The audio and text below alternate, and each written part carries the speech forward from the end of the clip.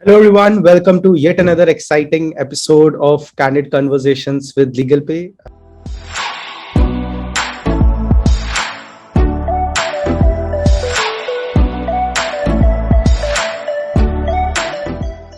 This is a small initiative from our end where we understand with industry leaders, experts who have been there, done that, have a massive and stupendous career, and decode what it takes to reach that mammoth experience and show to the world that how legal fraternity is taking up the entire massive storm and proclaiming India globally. So today we have a very special guest with us, Dr. Ashok Sharma. He has a massive experience over 5 decades as an arbitrator, conciliator, as an advocate.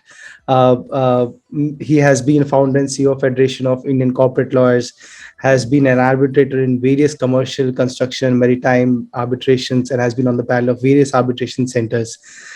Have worked with over 26 plus years with MMTC, led everything for them in terms of commercial, maritime, and international arbitrations. Thank you so much, Dr. Sharma, for taking out time speaking with us today. It's really an honor to have you and learn from you what you have gained a significant experience. Even these 15-20 odd minutes will throw a massive impact on the people or the listeners that we have today with us. Thank you, Kashish, for your kind words. It's a privilege to be here and share my experience and thoughts with you. Thank you so much. Absolutely, sir. So before we jump onto our questions, just want to understand how you started your journey in the world of arbitrations. And I think at that point in time, when you would have started in the world of arbitrations, it would have been an entirely new concept. And what drove it? What were the trigger points? Your journey, uh, from your from you directly. See, my exposure to arbitration basically came from when I started working with MMTC Limited. Yeah. I was the head legal of MMTC for more than 20 odd years. And I have seen the transition from 1940 Act to 1996 Act when it came into force, and the shabby state of arbitration which was there in under the 1940 Act regime, and of course the 1996 Act sought to introduce a faster, effective dispute resolution mechanism. So that is and MMTC being a public sector undertaking, Yep. we had number of arbitrations. So as you would know that PSUs continue to remain major litigants in the legal ecosystem in India. No, we'll definitely get to that point because that's a very strong point that you made, because that's what even people realize, that I will provide service to the a PSU or a public entity, and then I'll fight for 5 years to recover my dues for any extensions. Why is that so? No, actually, over the years, things have changed. I mean, I had seen that shift, from PSUs being very rigid, and thing. Now things have, definitely changed. One important development which has taken place in last couple of years is a shift towards conciliation and mediation systems. All major PSUs have a conciliation mechanisms in place now. Yep. Even MMTC, we had made a dispute resolution committee, which was by an outsider, and we were able to resolve, I think, around 80 to 90 matters across the table. Well, so that shift has definitely taken place, and PSUs have now become more flexible than earlier they used to be. absolutely. And I think that's very important for people and entire legal infra to not have a burden onto the place. And I think, as rightly said by you, the shift is going towards a right mindset, a right conciliation. Yes, it is. It is. I have acted as a conciliator in one of the oil companies. And I am very happy to say that out of 5 conciliations I was involved in, we were able to resolve 4 matters across the table. So one matter is remain unresolved due to some issues. But that is quite good, uptake on the process of mediation in the system. Absolutely. 4 matters were, they were prevented from becoming court cases or arbitration. So that's a No, no, absolutely, and I think that's very important for at least the legal infra to not have a strain and move into the right direction. So, what's yes. your take on it? How we are progressing towards the right mindset? I think you have been an arbitrator across various domestic and international forums. What's your take? What's your favorite place where you would say it's much more streamlined? What will it take for us to reach that level? See, if you, uh, uh, I think Singapore, in my view, Singapore, continues to be a, favorite place for arbitration for Indian corporates. Yeah. Of course, earlier it used to be London, Hmm. and now in big contracts, it depends on what kind of arbitration clause they are having. Yep. But Singapore in the last 2 decades have really come up as a serious alternative to London and Paris. Yes. Absolutely. And what has caused this change? And I think See, number one, legislative framework. Singapore has a very effective legislative framework. They have separated domestic arbitration and international arbitration. hmm, For international arbitration, there is a separate act. yep. Secondly, infrastructure available there in Maxwell Chambers Hmm, is really good. hmm, It is really world class. hmm, So it is very convenient. And then accessibility. It is very, accessible to from India. hmm, So that is why the Indian parties and the legal law firms which are available, all I think English and European law firms have a Singapore branch now. yeah. Yeah. So all the legal talent is available there. Hmm. So it is a big advantage. No, no, absolutely, sir. And since I mean, much have been debated that, and there are research around the fact that every fifth case filed in Singapore belongs to an Indian entity, and much has been debated about the fact that India is progressing towards being an arbitration hub for the world. Uh, this comes up time and again in debates. So, what's your take on it? I mean, what will it take for India? We have legal talent, we have infra. Legislatively, I understand there are certain challenges, but what will it take India to be an arbitration hub? Your take, sir. See, government of India has also been seriously taking steps in that direction. The 2015 amendments to the Arbitration Act Yep. really, took care of a lot of issues which were earlier coming. Hmm. And now, in my view, our legislative framework is almost as good as any other legislative framework in the world. So, as far as legislative framework part is concerned, that is taken care of. But then, one big problem which still in India we face is the arbitration culture. Hmm. Hmm. Here arbitration continues to, be taken as a kind of part-time activity. Hmm. Senior counsels or counsels who are dealing with the arbitrations, Hmm. they prefer hearing only in the evenings or on the weekends. Hmm. And if you want to fix a hearing in the daytime, they say we have court work. So Hmm. that mindset change has to come. Understood. And then I think there is a need to, develop arbitration bar in the country. Hmm. So the lawyers who are only dealing with arbitration. Arbitration is a full night. It's a quasi judicial activity. Yeah. It's not something which should take a second place to the court litigation. Hmm. Hmm. So No, no. that So that change has to come.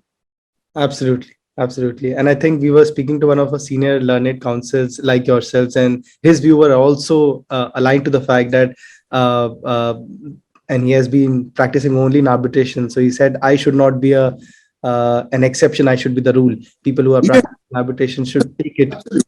Absolutely. I mean, this is a one big impediment.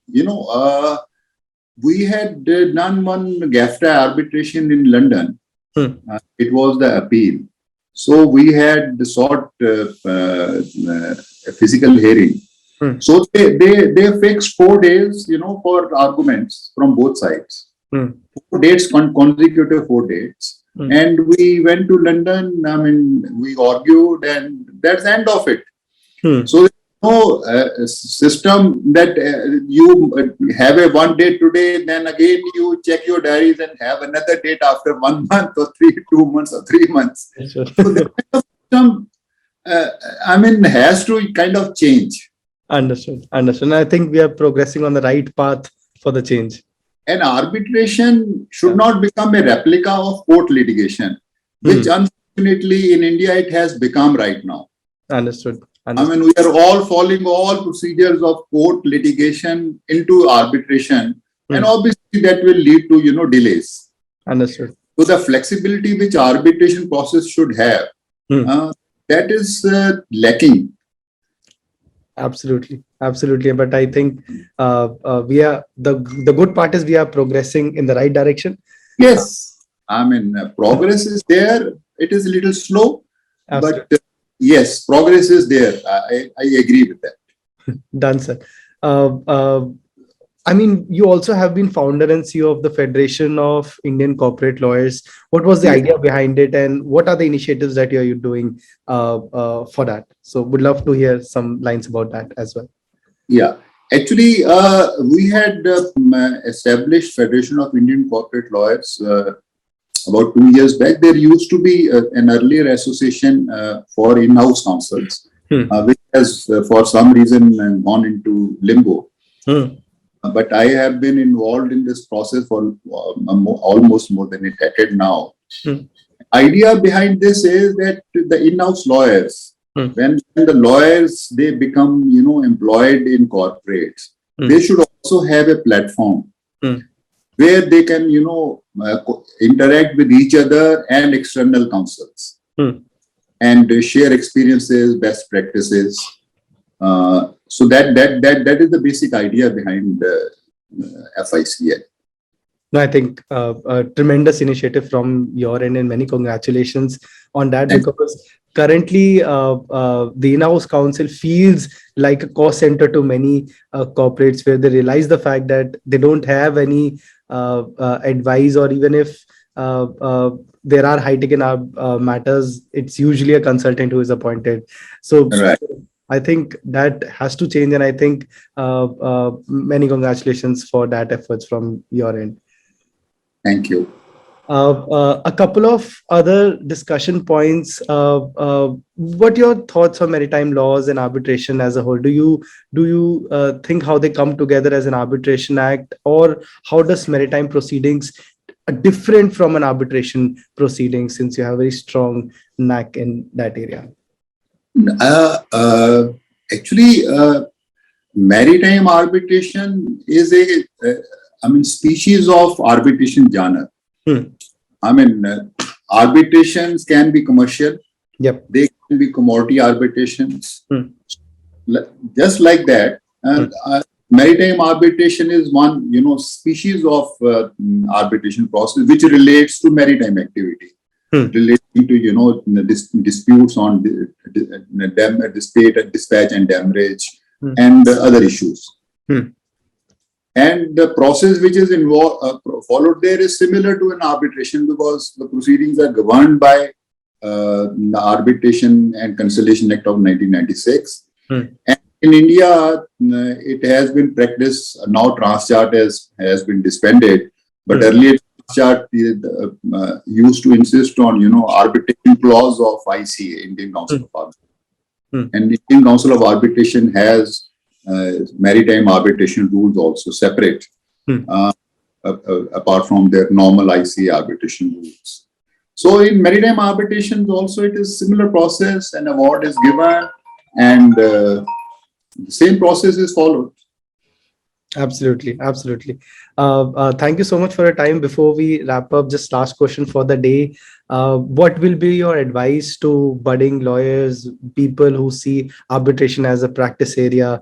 Your advice, your take on that. I know it's very impractical to summarize 5 decades of experience in one line or 2 lines of advice, but what's your take on it, sir? See, my advice to young professionals would be that as in law, yes, you have to have your basics very clear. So, and arbitration, ADR, arbitration, conciliation, mediation, these are the areas which are going to grow. Particularly in India, because here we have, a court pendency issue also. A lot of number of cases which are pending in courts are huge. So there is always, need for a process which is little faster, flexible. So arbitration is definitely going to stay. And now there is a shift towards conciliation mediation also. So they, the young professionals should try to develop interpersonal skills, negotiating skills, which will be very handy when they act as mediators or when they act as, arbitrators also. There are now young professionals which are getting appointments as arbitrators also. And not just arbitrators or mediators, people are also practicing third-party litigation funding within arbitrations. Yeah. Yes, so there are the new avenues which are now coming, which is exciting. I mean, I'm very, happy to see all these developments. Absolutely. Your any instance of third-party litigation funding that you would like to share with us during your arbitration proceedings? You would have, because globally it's a very developed yes mechanism. In India, it's new. We had a small brush with this third party, not funding actually. That was a different case. One of our ships carrying sugar cargo got hijacked. It was found in China. And then we were trying to recover that cargo worth $4 million. And during that process, there was one foreign party which had come and had offered to, assist on no cure, no pay basis. So that kind of arrangement they were offering. And we had some discussions also. But then being a PSU, we were not really, very comfortable with, shelling out 40-50% of. So ultimately, we did not go for it. But yes, now things have changed a little. So there are many PSUs who may be, interested in third-party funding. Yes. For their, because litigation outside India is quite expensive. Absolutely. So they would be probably, happy to opt for it. No, absolutely. Thank you so much for your time. It was a pleasure speaking with you. Wish you all the best for all your efforts and wish you a great, fruitful, I would say, another 5 decades of a career. So thank you so much, sir, for taking our time and speaking with us. Thank you so much. It is a little optimistic, but then yes, thank you so much. Thank you, sir. It was really a pleasure speaking to you. Likewise for us.